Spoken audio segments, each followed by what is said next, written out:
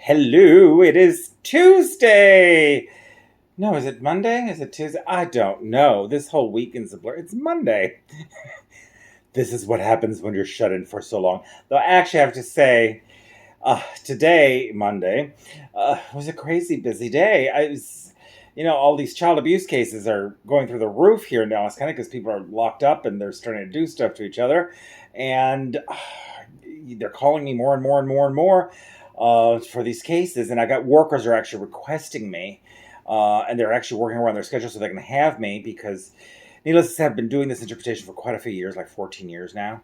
And so I'm so experienced with CPS now that I know all the procedures and protocols. And so they also like the fact that I guess some of the other interpreters are very young.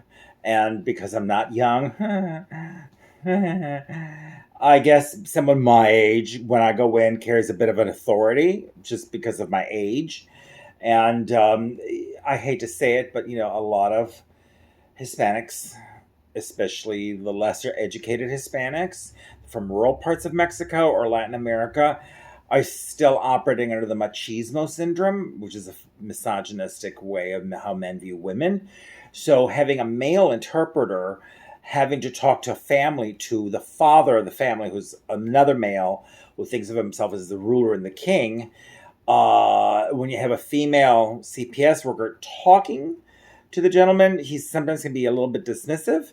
But by the fact that you have a guy doing it, which is me, then they listen. So I got to do a lot of that today, and it's almost 10 o'clock at night, and I just got home.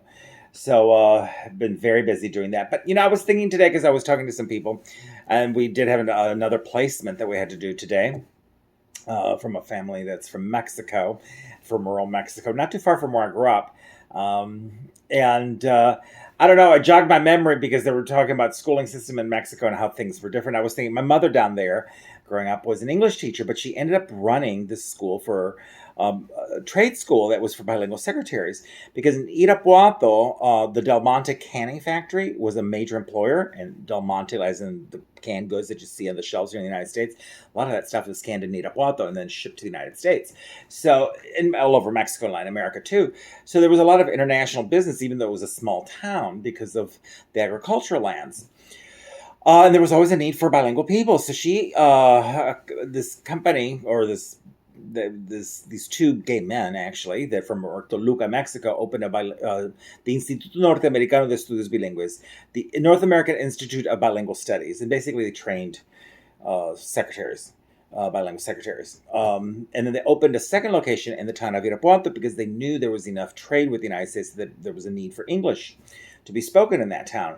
So my mother went there to be a teacher, and then she was offered the position, which is running the school. And at the time, it had like 32 students. Well, move 10 years later, basically, she's grown the student body to hundreds of students. And they had to, at first they were like in an office building, and then they moved into, my dog's right here. They moved to basically like an old-fashioned house, that because Mexican houses had a central courtyard, patio, and then rooms off all around the side, perfect layout for school. So they had the training there, but they kept growing, and eventually, because the school kept growing exponentially under her rule as the principal of this school, she developed the school quite a bit.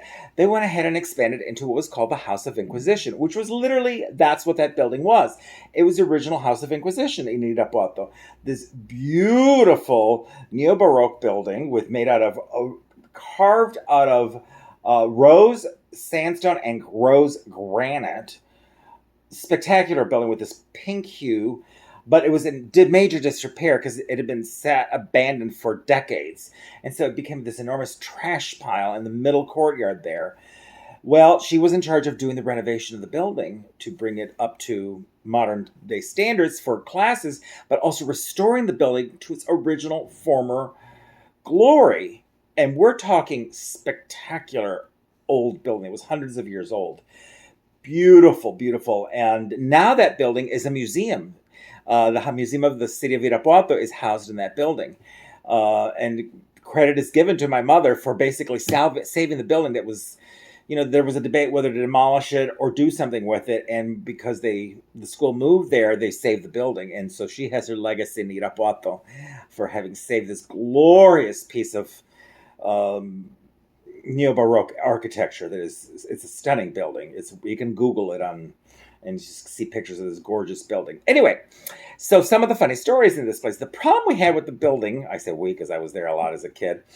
I loved just wandering the hallways of this multi-story building, and it was 2 stories basically, but there was also like an underground passageway that connected to City Hall, but it was flooded, so we couldn't do that. So basically, this fantastic building that's just and I loved roaming around it. And they were only used about half of it, but they did that the school could then continue growing into the additional spaces because they had plenty of space. But some of the older parts of the building, or that were being used, well, actually, it had it all over the building. There was a colony of bats that lived there. Now, bats are like the Mexican fruit bat. Basically, we're not talking about the vampire bats, because we're talking about little bitty things, like you find here in Texas. Same type of bat. But it was a colony that was an urban dwelling colony of bats that lived in some of the rafters of some of the what was going to be the classrooms. Now, bats don't like a lot of noise and bother, so the areas of the school where basically they were holding the classes, the bats kind of moved out. But then also it was classes during the day. They did have some evening classes, but with all the lights and activity in that building, bats kind of waited till everything quieted down before they got out of their roost. So there never was an issue. And of course, there was we're never going to tell anybody that there's a bat colony living in part of this building, even though it was part of the building that wasn't being used. It was kind of closed off. But still, it was a bat colony because, people are very superstitious and leer about bats, especially back then. So first school year happens without an issue. One of the groundskeepers that actually lived in the building, she said, "Boy, there's lots of bats here at night. I mean, they're just flying all over the place. But they leave humans alone because they're after insects or fruit, but not humans. So they're not bloodsuckers. Anyhow, and you just stayed away from it. Well, and bat incident happened. And my mother was like, "We're going to be closed by the health department if they ever find out we have a bat colony that we can't get rid of." They really could not get rid of this bat colony. It was entrenched because I guess it had been there for centuries. And so in part of the building, they just stayed there. And, it was the part of the building that wasn't really used. But the fear was always that all of a sudden the bats are going to take off and fly when night school happened. But they never did, except once. So the school year had ended, and because it was such a large building, usually they always, this big graduation ceremony, they'd rent a hall, that's used for weddings or quinceañeras, and they do the graduations there, because the way the schools were before, they weren't large enough to hold a big graduation ceremony. But now that you have this massive building that was the size of a city, more like the size of a city block, it's so huge, but this enormous, beautiful courtyard in the most glorious setting because the architecture is so phenomenal, you could host the graduation at the school in the main courtyard of it. So, it's June when graduation's done, and they're going to pass out the diplomas, and they have hundreds of people there, and they're getting ready, and my mother's getting ready to do the commencement speech. Well, as I mentioned in a video before, sometimes the power just would come and go in Irapuato randomly, and the power went out right as my mother went up to the podium. And what happens when power gets out in Mexico, everybody knows it's eventually going to come back on. You just sit and wait. But the hubbub of the crowd at first goes, woo, the power went out. And then everybody just kind of sits and gets quiet. Well, in the quiet of the silence of the people, and now pitch black because there's no lights, you start hearing, oh, that's not you, Trinity. That's me making that sound. You start hearing this little bat screech going, and it's like, I know there's bats. My mother knows that there's bats. And it's like, oh shit. Not that she said that, but that was the look she had. Like, oh my God, the bats are going to come out. And we're talking it's a large bat colony. And this is going to freak everybody out. Well, just at that moment, you hear more, and then all of a sudden they kind of start going away because I guess they're taking off. Like we went without power for quite a few minutes, like 30 minutes or whatever it was. So the sound has died down, and my mother's like, hopefully people were still kind of mumbling a little bit, so they didn't really hear it, or we're not going to pretend we heard the sound of bats. And of course, it's pitch black, so people can't see. And the building was so tall that if the bats were leaving from the rafters from the second floor. You wouldn't necessarily know and see it, especially when it's so dark out. But the lights pop back on. And the bats are flying far up above. You can't really tell what they are. So my mother commences her speech again. And just as she does, when the entire school is there, focused on her, on a spotlight, on a podium, on the stage to pass out the diplomas, and she's giving the commencement speech, a bat decides to dive towards her face, towards her wigged hair, because my mother loved wearing wigs, and just swoop in front of the spotlights, almost like Tippi Hedren with the bird, except this is a bat flying and zooms away. And my mother's like, in the middle of her speech, goes, and of course, the crowd is silent on pins and needles, because did we all just see what we thought we saw? And my mother, after that momentary pause of, this thing just flew and flapped in my face, went, a dove. The night black dove. That is a rare bird that exists only in this area of Mexico. Nobody had ever heard of a black bird dove. Graces his appearance and her graduation. And you know what that means. It's good luck for all of our students. The black dove of luck and prosperity. For prosperity. For our graduates will be successful in their career. She starts ad-libbing in front of everybody. And everybody's like, okay. And they're like, because she's insistent it's a black dove. And she gets the audience all excited about the fact that a black dove, the nighttime black dove, swung through the graduation. Because that bat did just fly that really fast.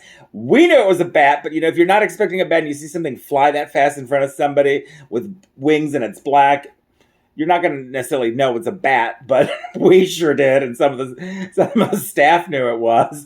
But they all admired, and she got a rounding standing ovation for her fabulous speech, in which she somehow or other wove in the black night dove of peace into this graduation. So when people ask me why I'm so crazy, this is my mother. If people ask me, describe your mother in a few words, and I always say she's a cross of Bette Midler and Cher.